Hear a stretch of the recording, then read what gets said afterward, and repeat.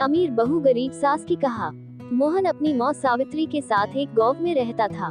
मोहन के पिता का देहांत हो चुका था। सावित्री गांव के घरों में काम करने जाती थी, उसी से दोनों की गुजर बसर होती थी। एक दिन मोहन ने अपनी मौं से कहा, मौं, तुम इतनी मेहनत करती हो, मुझे बिल्कुल अच्छा नहीं लगता, मैं अपनी पढ़ाई छोड़कर कुछ काम ढूंढ लेता हूँ। ये सुनकर सावित्री रोने लगी। उसने कहा, बेटा कुछ दिनों की बात है, तू पढ़ लिख कर अच्छी नौकरी करने लगेगा तो मुझे काम करने की जरूरत नहीं पड़ेगी, फिर मैं तेरी शादी कर दूंगी। बहू के आने पर मुझे आराम ही करना है, तू अपनी पढ़ाई पर ध्यान दे। मोहन मौं को बहुत समझाता है, लेकिन सावित्री उसकी बात नहीं मानती। उसे उम्मीद थी कि मोहन पढ़ लिख कर बड़ा आदमी बन जाएगा। इसी तरह कुछ साल बीत गए। मोहन की पढ़ाई पूरी हो गई, उसे नौकरी भी मिल गई। एक दिन मोहन घर आया और उसने अपनी मौं से कहा, मौं, अब मैं तुम्हें अब काम पर जाने की कोई जरूरत नहीं है, मेरी बहुत अच्छी नौकरी लग गई है, अब तुम आराम करो। सावित्री उसकी बात मानकर काम छोड़ देती है। कुछ दिन बाद मोहन के लिए एक बड़े घर से रिश्ता आया। सावित्री बहुत खुश हुई, उसने खुशी खुशी मोहन का विवाह कर दिया अपनी नई बहू रेखा को पाकर।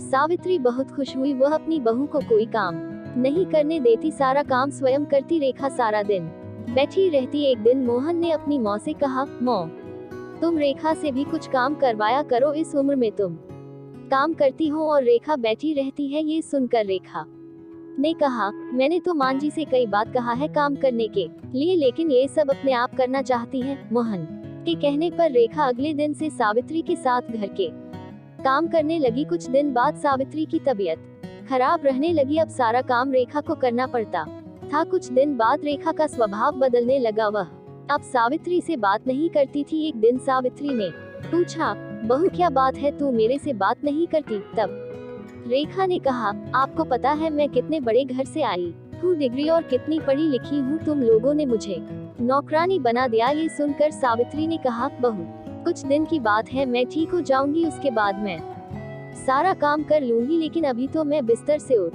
भी नहीं पा रही हूँ। तब रेखा बोली, हाँ, ये सब बहाने मैं खूब समझती हूँ, मैंने काम करना शुरू किया तो आपने सारा काम मेरे ऊपर डाल दिया। ये कहकर रेखा अपने कमरे में चली गई। उस दिन उसने खाना भी नहीं बनाया। शाम को जब मोहन घर आया तब रेखा ने कहा, सुनो जी, मैं इतना काम नहीं कर सकती, इसलिए मैं अपने पिता के घर जा रही हूँ, तुम्हें अपनी मौं की सेवा करनी है तो करो, मुझसे ये सब नहीं होगा। ये सुनकर मोहन गुस्से में बोला, मैंने शादी अपनी मौं को आराम देने के लिए की थी, अगर तुम घर का काम नहीं करोगी तो मौं इस बीमारी में कैसे काम करेगी? यह सुनकर रेखा गुस्से में अपन घर जाने के लिए चल दी। तभी सावित्री ने उसे रोका और कहा, बहू इस घर को छोड़कर मत जाओ, मैं सारा काम कर लूंगी। रेखा फिर भी नहीं मानती और अपने पिता के घर चली जाती है। उसके जाने के बाद सावित्री रोती रहती है। मोहन कहता है, मौं तुम क्यों रो रही हो, उसका गुस्सा कम होगा तो वह आ जाएगी। ये सुनकर सावित्री कहती है, बेटा तू अभी उसे लेकर आ और जब तक वह नहीं आए तू भी उसके साथ रहना। मोहन कहता है, मौं मैं तुम्हें इस हाल में छोड़कर कैसे जा सकता हूँ? लेकिन सावित्री कहती है, तुझे मेरी कसम, नहीं तो मैं अन्न जल त्याग दूंगी और मर जाऊंगी। सावित्री की जिद के आगे मोहन हार जाता है और रेखा को लेने उसके घर पहुंच जाता है। वह रेखा को बहुत मनाता है, लेकिन वह नहीं मानती। रेखा उससे कहती है, हम अलग घर लेकर रहते हैं, तुम अपनी मौं को हर महीने कुछ पैसे भेज देना। मोहन बेमन से उसकी बात मान लेता है और रेखा के साथ अलग मकान में रहने लगता है। उधर सावित्री अकेली रह जाती है। वह अकेले में बैठी बैठी अपने मोहन को याद करके रोती रहती थी। एक दिन सावित्री के घर पर कोई दरवाजा खटखटाता है। सावित्री दरवाजा खोलती है तो देखती है सामने रेखा का भाई राजेश अपनी पत्नी के साथ खड़ा था। वे दोनों अंदर आकर सावित्री से पूछते हैं, मां जी दीदी कहाँ है? सावित्री उसे सारी बात बता देती है। ये सुनकर राजेश कहता है, मां जी मैं सोच भी नहीं सकता था मेरी बहन ऐसा करेगी, मैं तो अपनी पत्नी के साथ शहर में रहता हूँ, आज दीदी से मिलने का मन हुआ तो यहाँ चला आया और इतनी बड़ी बात मेरे माता पिता ने भी मुझे नहीं बताई। ये कहकर वह चला जाता है। कुछ दिन बाद रेखा अपने पिता के घर जाती है। वहाँ उसे राजेश और उसकी पत्नी मिलते हैं। रेखा अपने भाई भाभी को देखकर बहुत खुश होती है और कहती है, भैया आप कब आए, मुझसे मिलने क्यों नहीं आए, और मौं पिताजी कहाँ हैं? तब राजेश ने कहा, मेरी पत्नी मौं पिताजी के साथ नहीं रहना चाहती थी, इसलिए मैंने उन दोनों को घर से निकाल दिया और तू भी अब कभी यहाँ मत आना।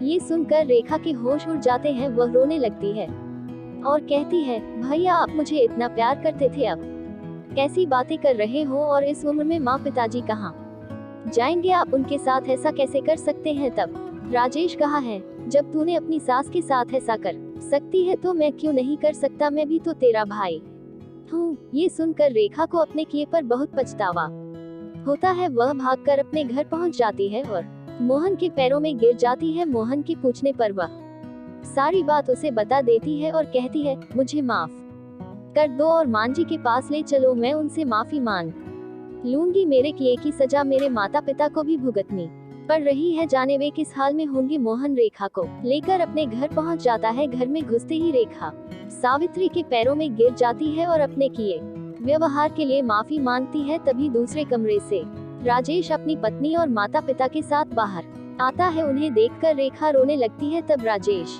उसे बताता है, उसने माता पिता को छुपा दिया था ताकि तुझे तेरी गलती का एहसास हो सके। राजेश के माता पिता भी सावित्री से माफी मांगते हैं। इस तरह मोहन, रेखा और सावित्री तीनों खुशी खुशी रहने लगते हैं।